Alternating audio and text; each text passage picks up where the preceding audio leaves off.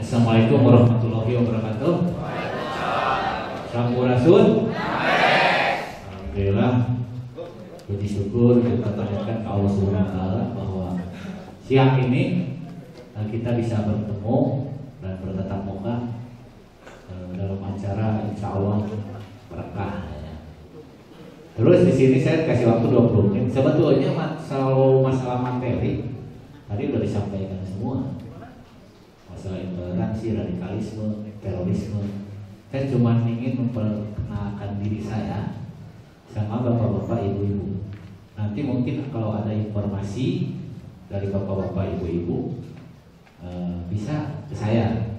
Karena kenapa kemarin kejadian bom Astana Anyar, saya ngubek-ngubek di Cileunyi sama anggota saya sama di Cipasir mencari kontrakan yang digunakan sama Agus Muslim. Katanya kata bibinya dia cari kontrakan di Cipasir. Terus Agus Muslim pernah dia ngirim keliling di Cileunyi. Makanya kita masuk lah. Nah, ada satu kelemahan di masyarakat pemilik kontrakan. Ada yang tidak tahu siapa yang kontrak. Itu yang paling fatal. Harusnya minimal tahu gitu ya. Jadi kita di pihak polisian nggak susah. Tinggal oh ini yang isi, ini KTP-nya ini Pak, ini udah. Ini nggak ada, nggak tahu. Alhamdulillah setelah berjalan ternyata dia kontraknya di Bandung Kidul. Sebelumnya saya perkenalkan diri dulu. Lanjut saya. Nama saya Endar Kusnendar, ya. Jabatan saya Kasubnit Kampen di Polresta Bandung saat Intelkam. Ya. Saya Kasubnit Kampen keamanan negara, urusannya sama ya teroris, korupsi, narkoba. Itu terus sebelumnya saya baru 2015 saya pindah ke Intel. Sebelumnya saya di Sayang ini Pak, saya di Brimob, saya di Gegana, di One Terror, ya. 2015 saya pindah. Jadi saya ngikutin 2006 saya gabung sama Densus. Dulu saya penindak.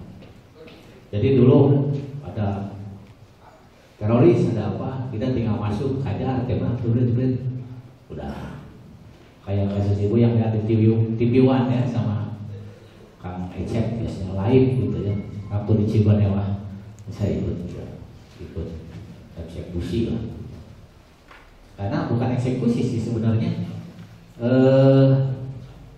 Kita udah dari jam 10 kita ngajak menyerahkan diri sampai bawa istrinya, anaknya, cuman mereka tetap gak mau. Ya, jam 6 kita eksekusi. Tuh. Untuk riwayatnya inilah seperti ini. Nomor HP-nya nanti ada kalau ini ya, kalau perlu barangkali ada informasi. Karena di Kabupaten Bandung itu Bu, tempatnya perekrutan, tempatnya persembunyian, tempatnya pelatihan. Ya. Insya Allah kalau sasaran dan target Kabupaten Bandung mah, cuman pelakunya banyak dari Kabupaten Bandung. Produsen. Dan ada ciri khas sekarang. Dulu zamannya Pak Ustadz Kiki, saya ngikutin Ustadz Kiki itu subhanallah berkala. Dia masuk 2 kali. Saya ngikutin. Beliau itu yang mencetuskan bom kimia. Pinter bikin bomnya. Rekrutnya pinter.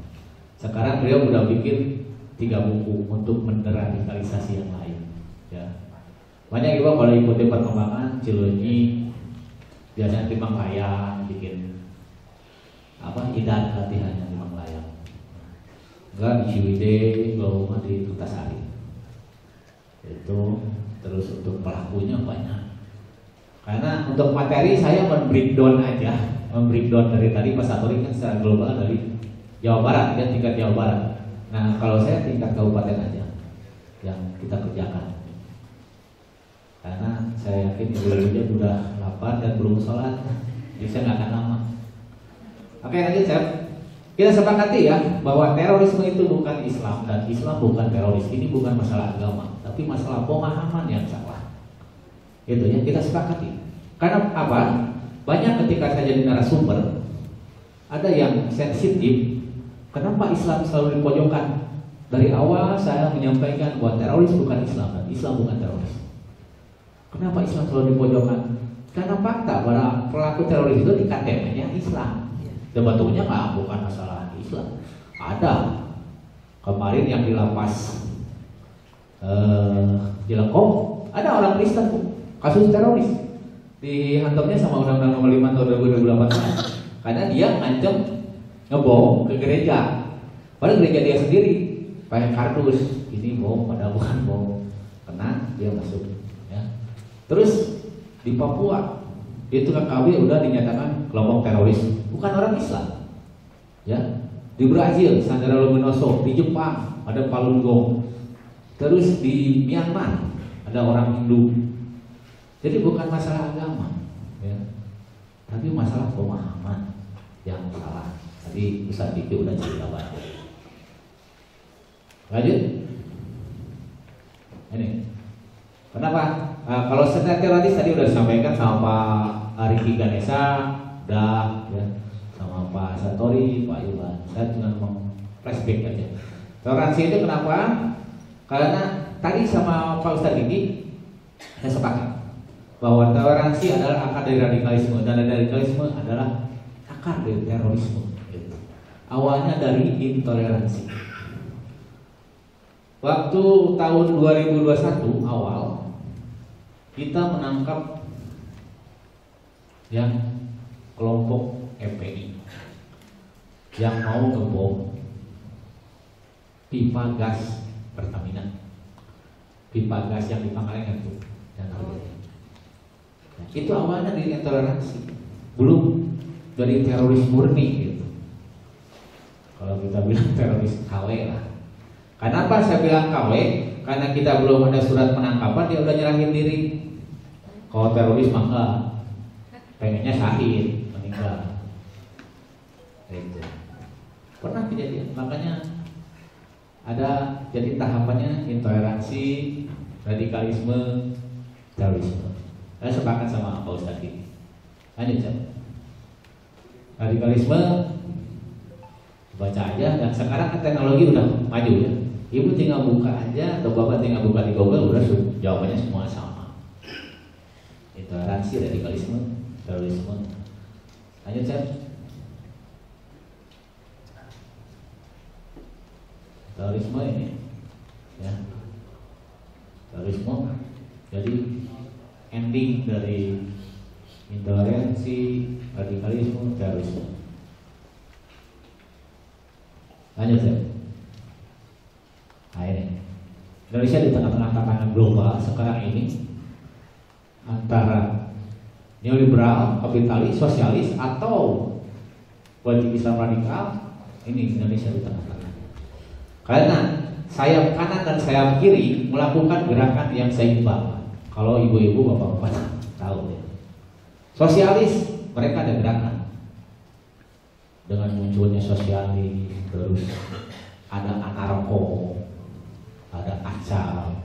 Dan dari sayap kiri, sayap kanannya ada tadi saya bilang, ada Ikhwanul Muslimin, ada Hizbut Tahrir, ada Salafi Jihadi dan lain sebagainya.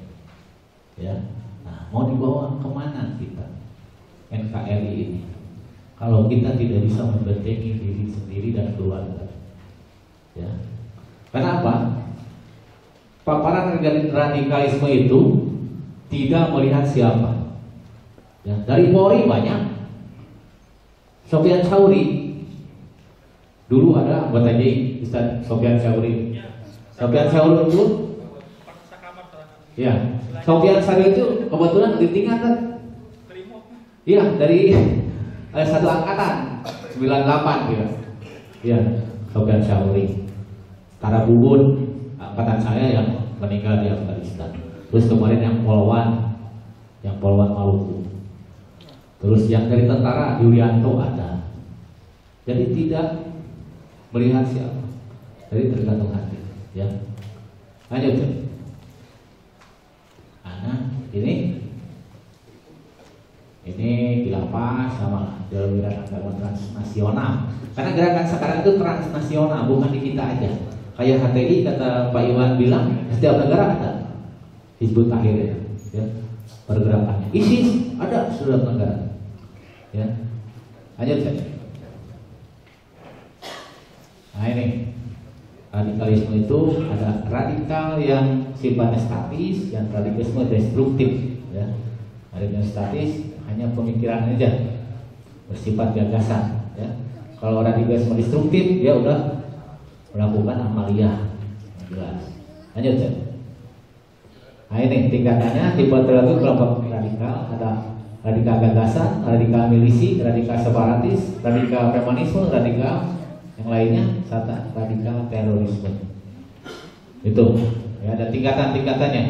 Kemana pengelompokannya? Kayak NI di mana cuma gagasan, atau HTI cuma gagasan. Jadi kalau JAD, JI dia udah radikal terorisme. Lanjut ya. Akar permasalahannya semuanya tadi dibilang sama Pak Riki bahwa akarnya itu secara internasional masalah isu Palestina, ya itu karena merasa ketidakadilan. Secara dimensi nasionalnya kemiskinan, sosiologi itu akar. Tapi itu juga terbantahkan, ya Bu, ketika bom Surabaya, ketika sekeluarga melakukan bom di gereja. Itu mereka bukan orang miskin. Rumahnya di komplek elit Bu, 1 M lebih. Dia punya perusahaan ekstrak minyak asiri kemudian ya, yang waktu di Surabaya. Ya, jadi kemiskinan bukan faktor utama untuk adanya giroh untuk amalia, ya, tapi keyakinan ideologi. Lanjut ya. Nah ini upaya kita untuk kontraradikal seperti ini, masyarakat dikumpulkan dan edukasi ya. Edukasi, pelibatan tokoh agama, tokoh pendidikan, tokoh masyarakat, LSM itu untuk kontraradikalnya, membentengi. Untuk deradikalisasinya antara inti, militan, mendukung, simpatisan. Kenapa? Kemarin kejadian di Astana Anyar sebetulnya kita udah berbuat untuk Agus Muslim itu. Kita udah coba dekati, waktu pulang dari MK dijemput, ya, disambangi, tapi mungkin beliau masih belum menerima, belum bisa menerima, karena masih ada ruang yang belum terisi. Ya. Beda sama Pak Ustadz Kiki, dia udah, karena dia mencari. Kalau beliau itu mencari. Kalau yang lain juga sifatnya dimasuki, didoktrin. Jadi beda. Kalau beliau, kita tidak maksa untuk NKRI, nggak apa. Beliau yang mencari sendiri. Nah untuk yang lain, yang kemarin dia nggak mencari, malah ada keputusasaan. Ya. Lanjut ya.